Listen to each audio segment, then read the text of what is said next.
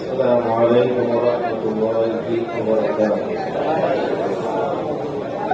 أجل سامرة الولاية إن الحمد لله الصلاة والسلام عليك يا رسول الله والصلاة والسلام عليك يا حبيب الله والصلاة والسلام عليك يا شافع المذنبين الصلاة والسلام عليك يا رحمة للعالمين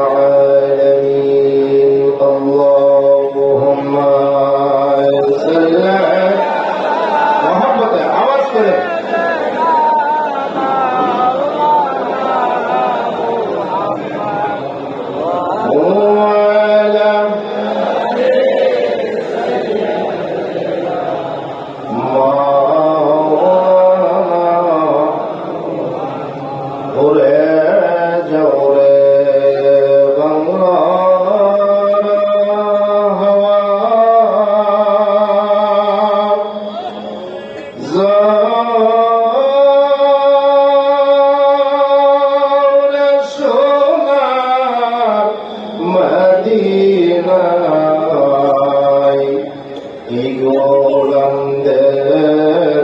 সালাম দিও নবীজির বাত রওয়াজায় আল্লাহুম্মা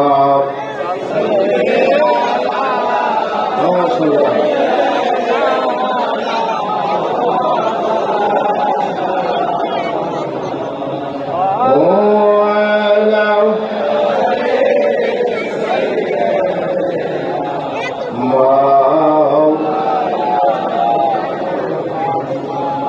সকলে বলি আলহামদুলিল্লাহ।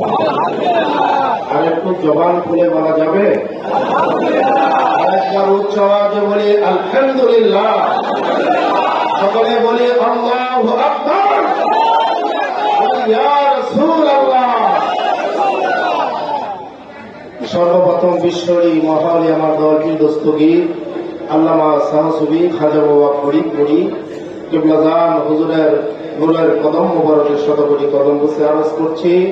কিবলাজান হুজুর স্থলাভিষিক্ত কোটি কোটি জাকেরানদের ইমাম আলহাজ মোহাম্মদ খাজা মিয়া ভাইজান মুজাদ্দিদি সাহেবের কদমে কদম বসি করছি। বাবার আওলাদ খাজা মেজু ভাইজান মুজাদ্দিদি সাহেবের কদমে কদম বসে আরজ করছি। খাজা বড় চাচা মিয়া খাজা ছোট চাচা মিয়া বলের কদমে কদম বসে আরজ করছি। আজকে গাজীপুর জেলা এবং গাজীপুর মহানগর উত্তর এবং দক্ষিণ যৌথ আয়োজনে ঢাকা বিভাগীয় পবিত্র ঐতিহাসিক আজিমুস শান ইসলামী মেগা জলসায় আমরা উপস্থিত হতে পেরেছি। উপস্থিত হতে পেরে আমরা খুশি না বেজার? আর একটু জবান খুলে বলেন আমরা খুশি না বেজার? আজকের এই মাহফিলের সম্মানিত সভাপতি কিবলাজান হুজুর অত্যন্ত মহব্বতের মুরিদ সন্তান, আমাদের এই গাজীপুর জেলা মহানগর উত্তর দক্ষিণের সম্মানিত অভিভাবক জনাব এবিএম খলিলুর রহমান এখলাস ভাইজান সহ এখানে অনেক নেতৃবৃন্দ, আমার বাবার মহব্বতের জাকের আশেক ভাইয়েরা, যেহেতু সময় স্বল্পতার কারণে আমি কোনো ভূমিকাতে না দিয়ে সংক্ষিপ্ত আপনাদের কাছে দু একটি কথা বলবো।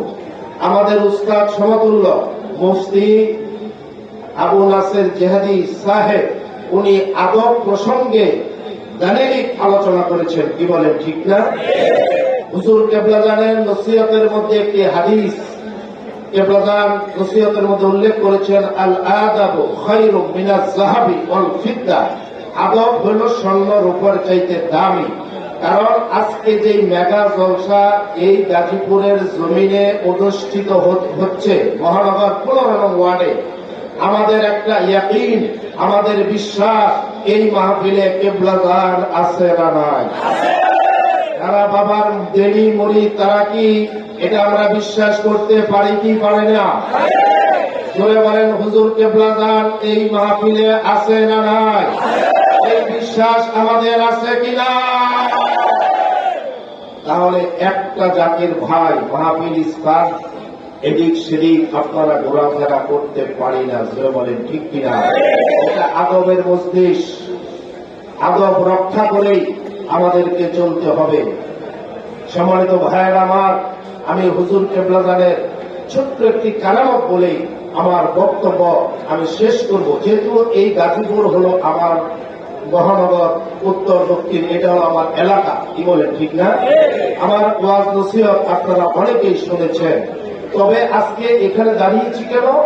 হুকুম তামিল করার জন্য, কি বলেন ঠিক না?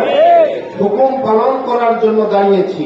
এখানে ওয়াজ করে বাহাবা পাওয়ার জন্য দাঁড়াই নাই, এখানে হুকুম পালন করার জন্য দাঁড়িয়েছি। তাহলে আপনারা হুকুম পালন করে মাহফিলে বসে থাকতে পারবেন না?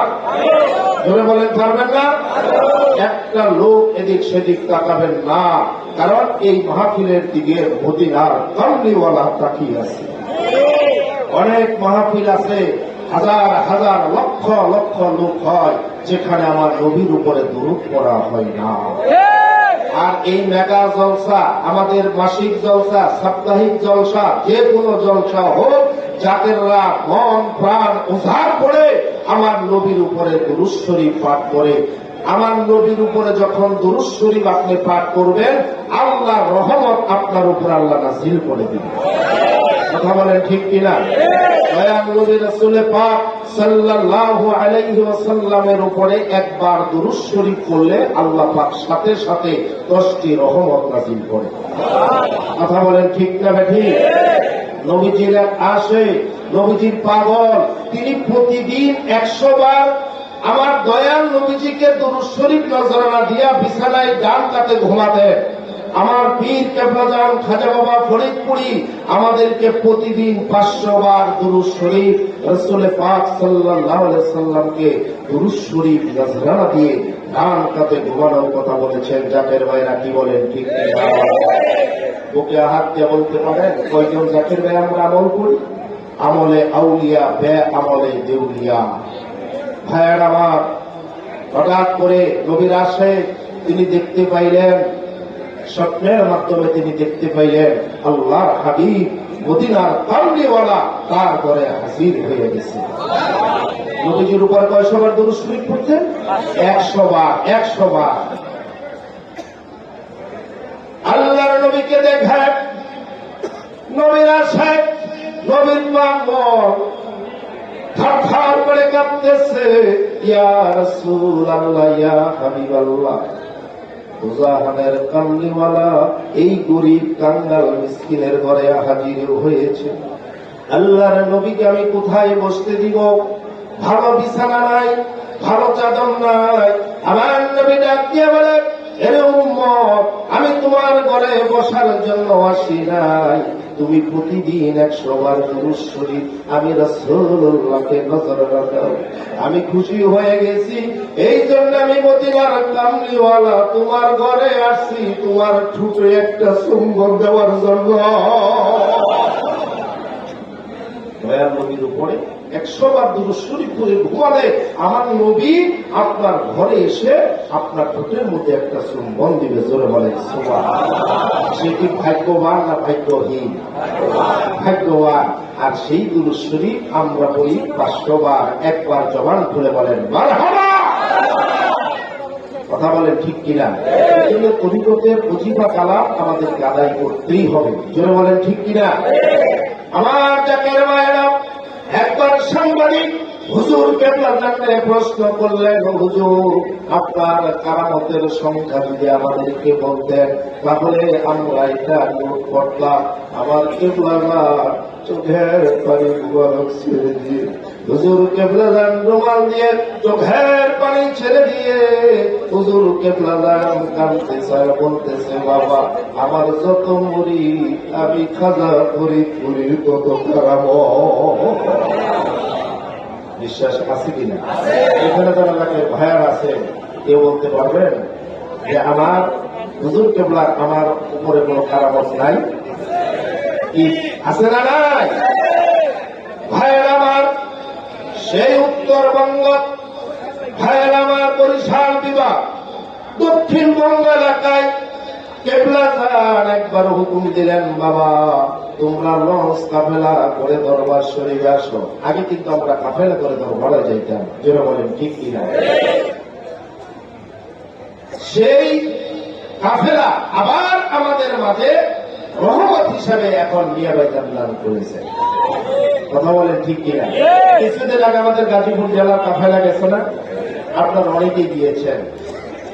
শ্রদ্ধেয় মিয়া চাচান মুজাদ্দিদি সাহেবের সঙ্গে আপনারা কথা বলেছেন, আলহামদুলিল্লাহ।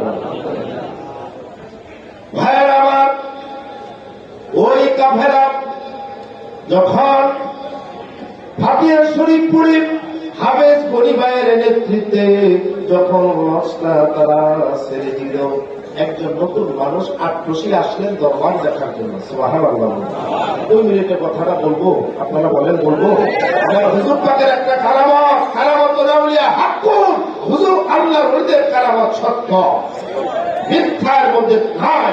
সত্য না মিথ্যা? হুজুর কি তারা আসলেন, রওনা দিয়েছে। একটা নতুন মানুষ, সে আট্রসি দরবার দেখার জন্য বাড়ির থেকে না বইলা সে ওই লঞ্চের মধ্যে উঠছে। আল্লাহ কি কারিশমা দেখেন। এদিকে ঝড় তুফান, পদ্মার তরঙ্গ, পাথাল ঢেউ, পা ফসকে ওই লোকটা নদীর মধ্যে পড়ে গেছে। যখন খবর হয়ে গেছে চতুর্দিকে, এখন গনি ভাই লঞ্চের সার্চ লাইট দিয়া তাকে তালাশ করতেছে, কিন্তু এখন যেইভাবে বড় বড় ঢেউ, কিন্তু তাকে তো খুঁজে পাচ্ছে না। এমত অবস্থায় গনি ভাই কান্দতে কান্দতে কাফেলা নিয়ে দরবার শরীফে হাজির। যখন দরবার শরীফে পৌঁছলেন, তার মনটা অনেক খারাপ, ভারাক্রান্ত হয়ে দরবার আসলেন। তখন দরবার আসার পরে কয়েকজন লোক হাফেজ গনি ভাইকে বলতেছে, ভাইজান আপনার লঞ্চে যেই ছেলেটা নদীর মধ্যে পড়ে গিয়েছিল, আপনাদের আগেই ওই ছেলেটা দরবারে হাজির হয়ে গেছে। আল্লাহু আকবার। এইবার গনি ভাই স্বস্তি পাইলেন। তখন ছেলেটাকে খুঁজে বের করলেন। বের করার পরে এবার বলতেছে, আচ্ছা তুমি নদীর থেকে কেমনে আমাদের আগে আসলা? তখন ছেলেটা বলতেছে, হাফেজ সাহেব তাহলে শুনুন, আমি যখন লঞ্চ থেকে পড়ে গেলাম, আপনারা যে আমাকে খুঁজতেছে লঞ্চের সার্চলাইট জ্বালায়, আমি দেখতেছি কিন্তু বলতে পারতেছি না। আমার শরীরটা বরফের মতো হয়ে গেছে, কথা বলতে পারি না। এমন অবস্থায় আমি দুনিয়ার থেকে চলে যাব। এমন সময় ওই ছেলেটা বলে, হাফেজ সাহেব আমি যখন দুনিয়ার থেকে বিদায় হয়ে যাব, এমন সময় আমি চিৎকার মেরে বললাম, আট্রসির হুজুর আপনারা তো জীবনে কোনদিন আমি দেখি নাই হুজুর।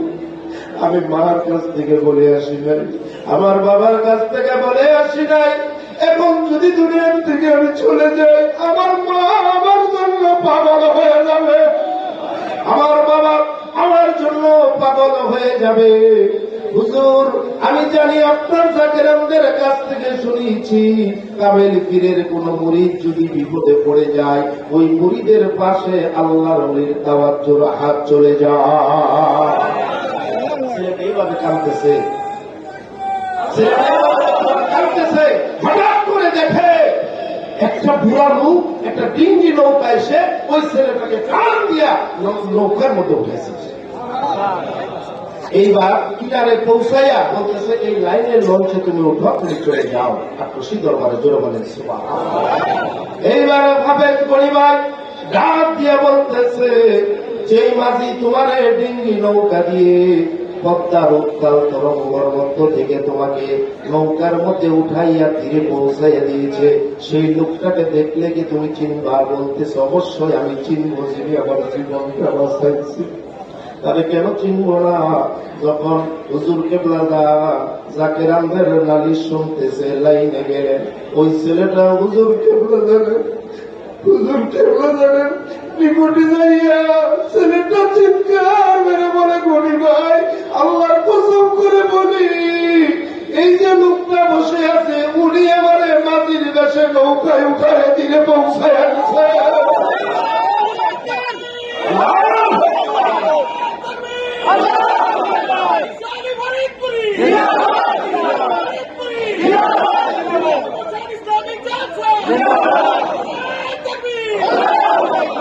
দয়াল মুর্শিদ রে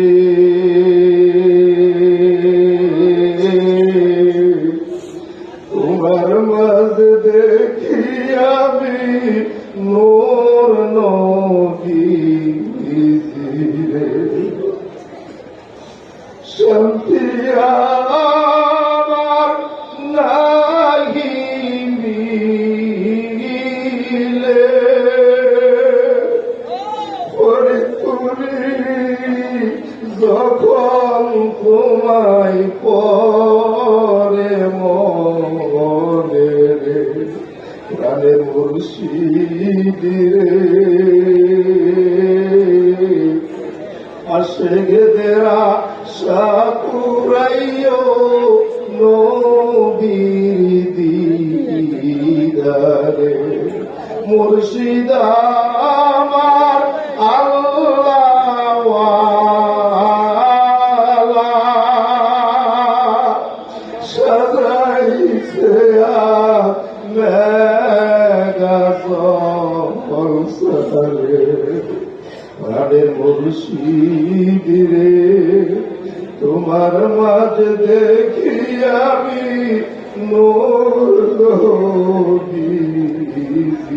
ভাই আমার সময় শেষ আমি আপনাদের কাছে দোয়া চাই সকলে আমার জন্য প্রাণ খুলে আপনারা দোয়া করবেন আমরা যেন আমাদের জীবন রুহুটা বের হওয়ার আগ পর্যন্ত ঈশ্বরের কদমে আমরা যেন খেদমত করে যেতে পারি কি বলে ঠিক না আমার বাবা রওজা শরীফে গেলে আমাদের ভালো লাগে না খারাপ লাগে তাহলে আমরা দুনিয়া সব ছাড়তে পারি আমার পীরের রওজা আমরা ছাড়তে পারবো না পারবো টাকা পয়সায় শান্তি মিলে না রে শান্তি কোন জায়গায় মনের শান্তি পাইবি রে মন গেলে বাবার রওয়া যায় কথা বলে ঠিক কিনা সেই রওজাতে গেলে পরে কলিজা শীতল হইয়া যায় টাকা পয়সায়